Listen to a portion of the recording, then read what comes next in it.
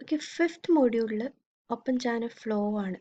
Again fourth and fifth module open channel flow related ആയിട്ടുള്ള portions ആണ് പഠിക്കാനുള്ളത്. So fifth മൊഡ്യൂളിൽ we have to study about specific energy, then gradually vary flow related portions, that is dynamic equation, computation of length of backwater surface profiles, then rapidly vary flow, hydraulic jump related ചെയ്ത കാര്യങ്ങൾ, അതിൻ്റെ derivations ഉണ്ട്.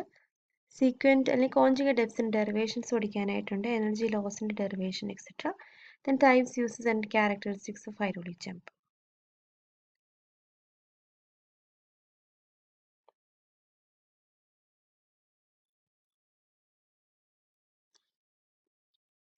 So non uniform flow through open channels എന്ന് പറഞ്ഞാൽ എന്തായിരിക്കും? ഇപ്പം നമ്മളൊരു given length of channel അല്ലെങ്കിൽ പൈപ്പ് എന്തെങ്കിലും ആയിക്കോട്ടെ. സോ ഒരു ചാനൽ എടുക്കുകയാണെങ്കിൽ എങ്ങനെയായിരിക്കും? ഓക്കെ, ഒരു ചാനലിൻ്റെ കേസിലാണെങ്കിൽ ഏതൊരു സെക്ഷൻ എടുത്താലും എങ്ങനെയായിരിക്കും? ഓരോ സെക്ഷനിലും ഡിഫറെൻറ്റ് വെലോസിറ്റീസ് ആയിരിക്കും. അതിൻ്റെ സ്ലോപ്പൊക്കെ ഇടയ്ക്കൊക്കെ വേരിയൊക്കെ ചെയ്തു പോകും. അപ്പോൾ അത് കോൺസ്റ്റൻ്റ് ആയിരിക്കില്ല. യൂണിഫോം ഫ്ലോയുടെ കേസിലാണെങ്കിൽ ബെഡ് ഓഫ് ദ ചാനലും അതിൻ്റെ കേസിലുള്ള ഫ്ലോ എല്ലാം കോൺസ്റ്റൻ്റ് ആയിരിക്കും. പക്ഷേ നോൺ യൂണിഫോം ഫ്ലോയുടെ കേസിൽ ഇതൊന്നും കോൺസ്റ്റൻ്റ് ആയിരിക്കില്ല for a given length of ചാനലാണ് കേട്ടോ. ദെൻ റാപ്പിഡ്ലി വേരി ഫ്ലോയും അതുപോലെ തന്നെ ഗ്രാജുവലി വേരി ഫ്ലോ ആയിട്ട് നമുക്ക് ഡിവൈഡ് ചെയ്യാം ഈ നോൺ യൂണിഫോം ഫ്ലോനെ. The first one is rapidly vary flow and second one is gradually vary flow. Then if the depth of flow changes abruptly over a small length of a channel, അതായത് ഇപ്പോൾ ചെറിയൊരു length നമ്മൾ consider ചെയ്യുമ്പോൾ തന്നെ നല്ല variation ആണ് ഉള്ളത്, ഡെപ്തിൽ നല്ല വേരിയേഷൻസ് ആണ് ഉള്ളതെങ്കിൽ നമുക്ക് അതിന് പറയുന്നതാണ് ഗ്രാജുവലി വേരി ഫ്ലോ എന്ന് പറയുന്നത്. ഫോർ എക്സാമ്പിൾ ഇപ്പോൾ നമ്മൾ വെള്ളച്ചാട്ടം കണ്ടില്ലേ? സോ ടോപ്പിൽ നിന്ന് ഹൈറ്റിൽ നിന്ന് വെള്ളം താഴേക്ക് വരികയാണ്. അപ്പോൾ സ്മോൾ ലെങ്ത്തിൽ എന്താണ് സഡൻ ആയിട്ടാണ് ആ ഒരു പോർഷനിൽ എന്തുണ്ടാവുന്നത്, ആ ഡെപ്തിന് ചേഞ്ച് ഉണ്ടാവുന്നത്. സോ ഷോർട്ട് ലെങ്ത്തിൽ തന്നെ ഡെപ്തിന് വേരിയേഷൻസ് ഉണ്ടാവുകയാണെങ്കിൽ we will call that sort of flows rapidly vary flow. അതിന് ഷോർട്ട് ഫോം ആണ് RVF. Okay, then gradually vary flow എന്തായിരിക്കും? അതിന് എക്സാമ്പിളാണ് ഒരു ഡാമിൻ്റെ അപ്സ്ട്രീം സൈഡ്, ഡാമിന് തൊട്ട് മുമ്പുള്ള സൈഡ്. ഓക്കെ, അപ്സ്ട്രീം സൈഡിലാണെങ്കിൽ എങ്ങനെയായിരിക്കും? ഡാമിൻ്റെ അടുത്തേക്ക് വരുന്നതിന് കുറേ ഡിസ്റ്റൻസ് മുമ്പ് തന്നെ എന്ത് പറ്റും? പയ്യെ ഒരു ഗ്രാജുവൽ റേറ്റിൽ ഡെപ്ത് ഓഫ് വാട്ടർ ഡെപ്ത് ഇങ്ങനെ ഇൻക്രീസ് ചെയ്ത് വരുന്നതായിട്ട് നമുക്ക് കാണാം അല്ലേ? സോ ഒരു ലെങ്ത് ഓഫ് ചാനൽ വളരെ ഗ്രാജുവൽ ആയിട്ടാണ് ഡെപ്ത് ഓഫ് ഫ്ലോ ചേഞ്ച് ചെയ്യുന്നതെങ്കിൽ we will call that sort of flow as gradually vary flow. Okay, പിന്നെ നമുക്ക് പഠിക്കാനുള്ള ഇമ്പോർട്ടൻറ്റ് ടേം ആണ് specific energy and specific energy curve. So ഒരു ടോട്ടൽ എനർജി ഫ്ലോയിങ് ഫ്ലൂയിഡിൻ്റെ per unit വെയിറ്റിലുള്ള total എനർജിയുടെ equation എന്ന് പറയുകയാണെങ്കിൽ നമ്മളിപ്പോൾ ഒരു ഫിഗർ കൺസിഡർ ചെയ്യാണ്. സോ ഫിഗറിൽ ഇത് ചാനൽ ബോട്ടം, പിന്നെ താഴെ ജസ്റ്റ് ഒരു ഡേറ്റം ലൈൻ മാർക്ക് ചെയ്തു. അത് കഴിഞ്ഞിട്ട് പിന്നെ എന്താ മാർക്ക് ചെയ്തേക്കുന്നത്? വെള്ളം പോകുന്നുണ്ടല്ലേ? സോ അത് എന്താണ്, വെള്ളം കുറയുന്ന രീതിയിലാണ് മാർക്ക് ചെയ്തേക്കുന്നത്. നോൺ യൂണിഫോം ഫ്ലോ ആണല്ലോ. സോ വാട്ടർ കുറയുന്ന രീതിയിലുള്ള ജസ്റ്റ് ഒരു പ്രൊഫൈലാണ് ഇവിടെ മാർക്ക് ചെയ്തേക്കുന്നത്. That is draw down curve പോലത്തെ ഒരു പ്രൊഫൈലാണ്. ഡ്രോ ഡൗൺ കേർവ് എന്ന് പറഞ്ഞു കഴിഞ്ഞാൽ ആ കേസിൽ എങ്ങനെയായിരിക്കും? ഫ്ലോയുടെ ഡയറക്ഷനിൽ വാട്ടർ ലെവൽ ഡിക്രീസ് ചെയ്തായിരിക്കും വരുന്നത്. അങ്ങനെ കിട്ടുന്ന പ്രൊഫൈൽ എന്ന് പറഞ്ഞാൽ മുകളിലത്തെ ഈ വാട്ടർ ലൈനാണ് ഉദ്ദേശിക്കുന്നത് കേട്ടോ. പറയുന്നതാണ് ഡ്രോ ഡൗൺ കേർവ് എന്ന് പറയുന്നത്. അപ്പോൾ ജസ്റ്റ് ഒരു കേർവ് വരയ്ക്കാം. അപ്പോൾ കുറയുന്ന രീതിയിൽ നമുക്ക് ഇഷ്ടമുള്ള പോലെ വരയ്ക്കാം. പിന്നെ വരച്ചിരിക്കുന്നത് സ്പെസിഫിക് എനർജി ലൈനാണ്. അതെന്താണെന്ന് ഞാൻ പറഞ്ഞുതരാം. ഇപ്പോൾ തൽക്കാലം നിങ്ങൾ എന്ത് ചെയ്യുക, ഒരു ടോട്ടൽ എനർജി അല്ലേ? സോ ടോട്ടൽ എനർജി എന്ന് പറഞ്ഞു കഴിഞ്ഞാൽ Z+H+V²/2G ആണ്. സോ ഒരു V²/2G മാറുന്ന രീതിയിൽ ജസ്റ്റ് ഒരു സ്പെസിഫിക് എനർജി ജസ്റ്റ് ഒരു ലൈൻ മാർക്ക് ചെയ്യുക. ലൈൻ ടോട്ടൽ എനർജി ലൈനാണെങ്കിൽ അങ്ങനെ നിങ്ങൾ എന്ത് ഉദ്ദേശിച്ചിട്ടാണ് മാർക്ക് ചെയ്യുക.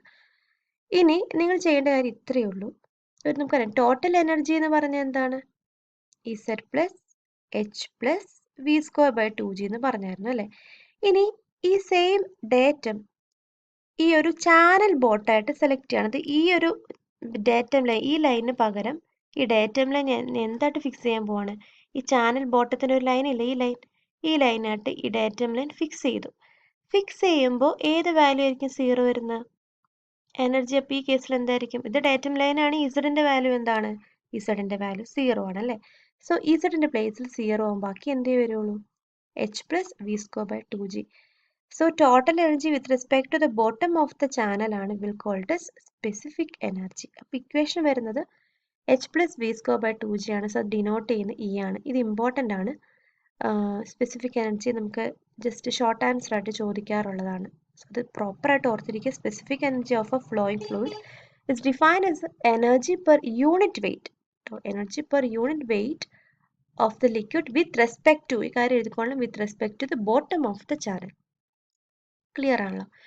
ഇനി അടുത്ത് സ്പെസിഫിക് എനർജി കേർവ് നമുക്ക് വരയ്ക്കണം. സ്പെസിഫിക് എനർജി കേർവ് എന്ന് പറയുമ്പോൾ തന്നെ നമുക്കറിയാം അതിൻ്റെ ഉള്ളിൽ ഒരു ആക്സിസിൽ എന്തായിരിക്കും, സ്പെസിഫിക് എനർജിയാണ്. എക്സ് ആക്സിസിൽ സ്പെസിഫിക് എനർജിയാണ്.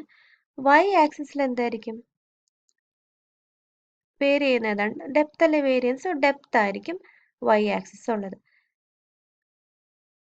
So it is defined as a curve which shows the variation of specific energy with depth of flow. അത് കിട്ടാൻ വേണ്ടി നമ്മൾ ചെയ്യുന്ന കാര്യത്തിലുള്ള ചെറിയൊരു അഡ്ജസ്റ്റ്മെൻ്റ് ആണ്. അതായത് സാധാരണ ഒരു ഇക്വേഷൻ നമ്മൾ എഴുതി. ഇക്വേഷൻ എഴുതുമ്പോൾ നമുക്കറിയാം എച്ച് എന്ന് പറഞ്ഞാൽ എന്താണ്, it is a potential energy of the flow and v square by 2g is a kinetic energy of the flow. Okay, so potential energy and kinetic energy. So അതിനെ denote ചെയ്യുന്നതാണ്. പൊട്ടൻഷ്യൽ എനർജീന് E P എന്ന് കൊടുത്തു, kinetic എനർജിക്ക് എന്ത് കൊടുത്തു, V square by 2g എന്ന് കൊടുത്തു. ഓക്കെ, കൈനറ്റിക് എനർജിക്ക് ഇ കെ എന്ന് കൊടുക്കുകയാണ്. ചെയ്യുന്ന കാര്യത്തിലുള്ള നമ്മൾ ഈ ഒരു റെക്ടാങ്കിൾ ചാനൽ കൺസിഡർ ചെയ്തു. അതിൻ്റെ ഡിസ്ചാർജ് ക്യൂ ആണ്, width B, H depth of flow Q. നമ്മൾ ഈ മൊഡ്യൂൾ ഫുൾ നമ്മൾ യൂസ് ചെയ്യുന്ന ടേമാണ് smaller Q. It is a discharge per unit width. Okay, discharge per unit width, that is എന്തായിരിക്കും, unit വിഡ്ത്തിലുള്ള ഡിസ്ചാർജ് എന്ന് പറയാതെ കണ്ടുപിടിക്കുന്നത് എങ്ങനെയായിരിക്കും, that capital Q discharge divide capital Q divided by B. ഈ റിലേഷൻ ഓർത്തിരിക്കുക, നമുക്ക് എപ്പോഴും ആവശ്യമുള്ളതാണ്. അതൊന്ന് ഓർത്തിരിക്കുക. ഈ കേസിൽ നമുക്ക് അസ്യൂം ചെയ്യുന്നത് ഡിസ്ചാർജ് കോൺസ്റ്റന്റ് ആണെന്നാണ്. അപ്പോൾ ആ ഒരു കേസിൽ പിന്നെ അതുപോലെ തന്നെ വിഡ്ത്ത് നമുക്കും കോൺസ്റ്റന്റ് ആയിട്ട് എടുത്തേക്കുന്നത്. കേസിൽ വേരി എന്ന ടേം എന്ന് പറഞ്ഞു കഴിഞ്ഞാൽ ഡെപ്ത് ആണ്. So this smaller to q is a constant is equal to q by b. ഇപ്പം നമ്മൾ സ്പെസിഫിക് എനർജി വരയ്ക്കാൻ നേരത്തെ നമ്മൾ എന്താ കോൺസ്റ്റന്റ് ആയിട്ട് കീപ്പ് ചെയ്യുന്നത്, ക്യാപിറ്റൽ ക്യൂ അല്ലെങ്കിൽ സ്മോളർ ടു ക്യൂ എന്ത് എഴുതിയാലും കുഴപ്പമില്ല കേട്ടോ. അപ്പോൾ ഒരു ഗീവൺ ഡിസ്ചാർജിനുള്ള സ്പെസിഫിക് എനർജി ഡയഗ്രാം ആണ് വരയ്ക്കാൻ പോകുന്നത്.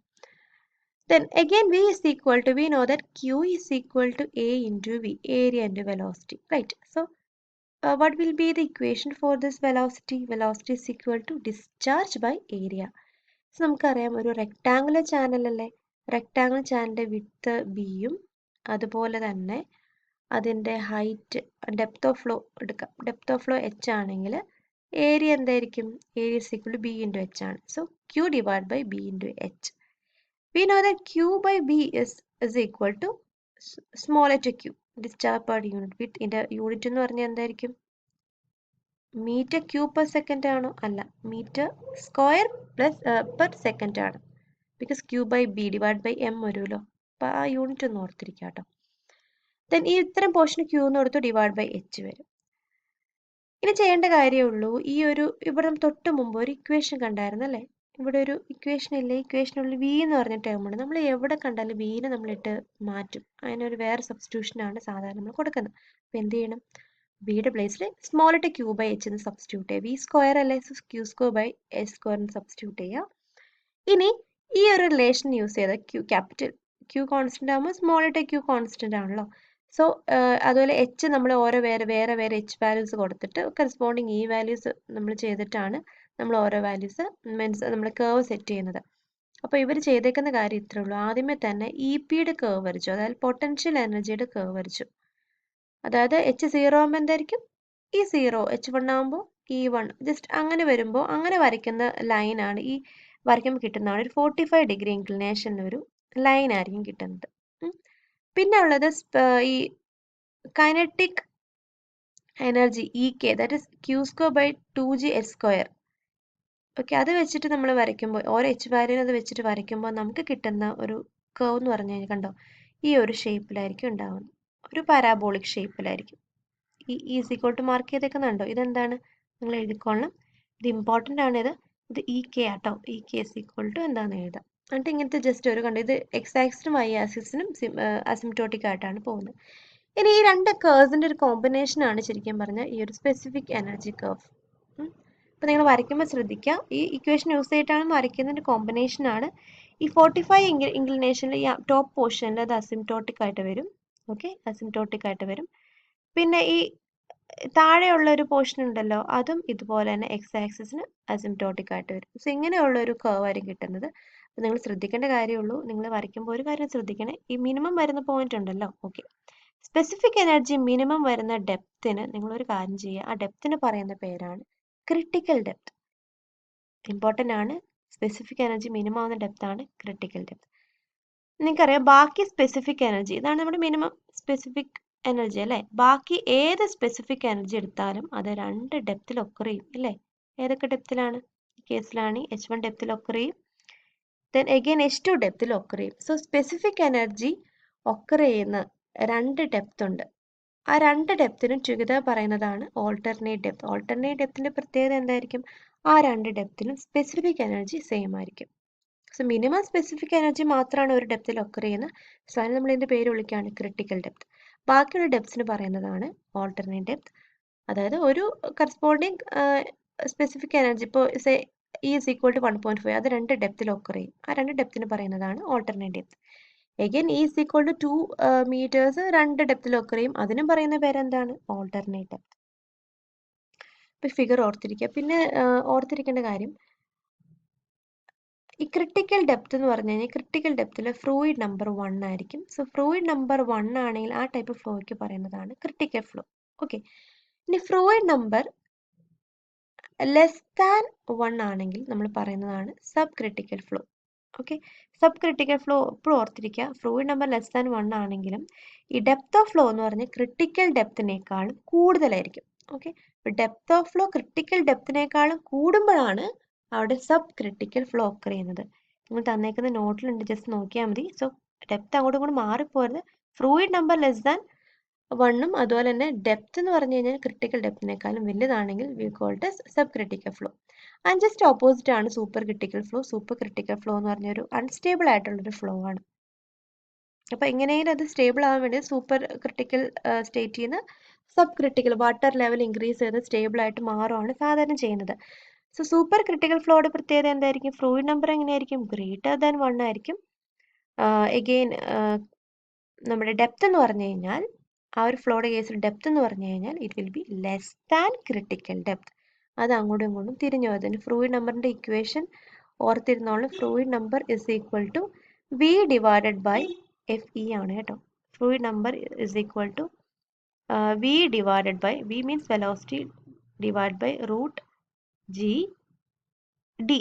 നിങ്ങൾ പഠിച്ചിട്ടുള്ളതാണ്, പണ്ട് പഠിച്ചിട്ടുള്ളതാണ്, പോളിൽ പഠിച്ചിട്ടുള്ള കാര്യങ്ങളാണ് കേട്ടോ. ഈ ഡി എന്ന് പറഞ്ഞു കഴിഞ്ഞാൽ ഹൈഡ്രോളിക് ഡെപ്ത് ആണ്. അഗൈൻ റിപ്പീറ്റ് ചെയ്യാം, hydraulic depth is equal to A by T. A by T. So rectangular ചാനലിൻ്റെ കേസിൽ ഈ ഹൈഡ്രോളിക് ഡെപ്ത് എന്ന് പറഞ്ഞു കഴിഞ്ഞാൽ അത് ഡെപ്ത് ഓഫ് ഫ്ലോ തന്നെയാണ്, ഡി അല്ലെങ്കിൽ എച്ച് തന്നെയാണ്. അത് ഓർത്തിരിക്കാം. സോ ഈ കാര്യങ്ങളൊക്കെ ജസ്റ്റ് വായിച്ച് നോക്കിയാൽ മതി, പറഞ്ഞ കാര്യങ്ങളൊക്കെ തന്നെയാണ്. ഇത്തരം കാര്യങ്ങൾ നോക്കാം. നമുക്ക് അടുത്ത സെഷനിൽ ക്രിട്ടിക്കൽ ഡെപ്തും ക്രിട്ടിക്കൽ വെലോസിറ്റിയുടെ എക്സ്പ്രഷനും അതുപോലെ തന്നെ മിനിമം സ്പെസിഫിക് എനർജിയുടെ എക്സ്പ്രഷൻ നമുക്ക് ഡിറൈവ് ചെയ്യാനുള്ളതാണ്. അത് കഴിഞ്ഞിട്ട് ഒരു പ്രോബ്ലം നമുക്ക് നോക്കാം.